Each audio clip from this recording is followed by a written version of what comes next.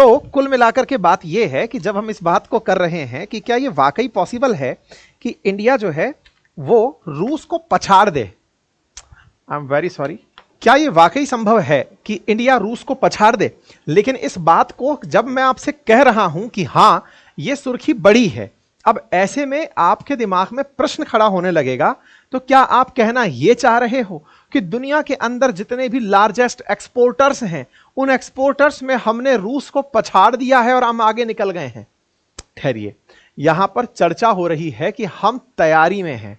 किस बात की तैयारी में हैं? कि हम रूस को पछाड़ेंगे। कैसे पछाड़ेंगे? क्या यह हमारी मित्रता के खिलाफ नहीं हो जाएगा?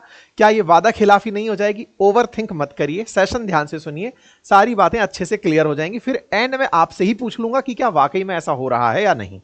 फिलहाल के लिए दुनिया के टॉप 10 जो डिफेंस के एक्सपोर्टर्स हैं उनमें हम कहीं पर भी नहीं खड़े हैं। हां, खड़ा है तो नंबर 1 पर अमेरिका खड़ा है, फिर उसके बाद में नंबर 2 पर इस बार किए गए एक्सपोर्ट में फ्रांस है, उसके बाद रूस है, फिर कनाडा है। इस तरह से दुनिया के देश खड़े हुए हैं इस पूरे सीन के अंदर। चलिए, ये बात तो समझ में आई कि टॉप 10 में तो हम नहीं हैं। तो अब मसला क्या है? मसले में हम देख रहे हैं कि रूस नंबर 3 पर है, रूस से साथ चर्चा हो रही है। कहानी क्या है? कहानी कुछ यूं है कि रूस और यूक्रेन को युद्ध करते हो गए 3 साल, और साहब जब युद्ध होता है तो आपको गोला बारूद फेंकना पड़ता है। अब पुतिन जो हैं वो अपने यहां पर जितना भी गोला बारूद बना रहे हैं उसको बनाकर सेम डे यूज भी तो कर ले रहे हैं रूस के साथ निकालकर यूक्रेन पर।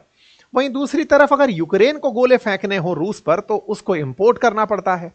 अगर पिछले 4 सालों में हुए इंपोर्ट को उठाकर देखोगे तो दुनिया में कुल इंपोर्ट का सबसे अधिक भाग यूक्रेन ने ही किया है। नंबर 2 पर फिर भी भारत रहा है, अकॉर्डिंग टू सिप्री, स्टॉकहोम जो पीस रिसर्च इंस्टीट्यूट है उसके अनुसार मैं आपको यह बात बता रहा हूं। अर्थात अगर हम पुतिन और जेलेंस्की के बीच में कंपेयर करें तो पुतिन अपना बनाया माल फेंक रहे हैं, वहीं जेलेंस्की दुनिया के देशों से, विशेष रूप से पश्चिमी देशों से माल लेकर के और रूस के ऊपर फेंके जा रहे हैं। कुल मिलाकर के वेपन्स का कंजप्शन पिछले 3 सालों से एक खास क्षेत्र में चल रहा है।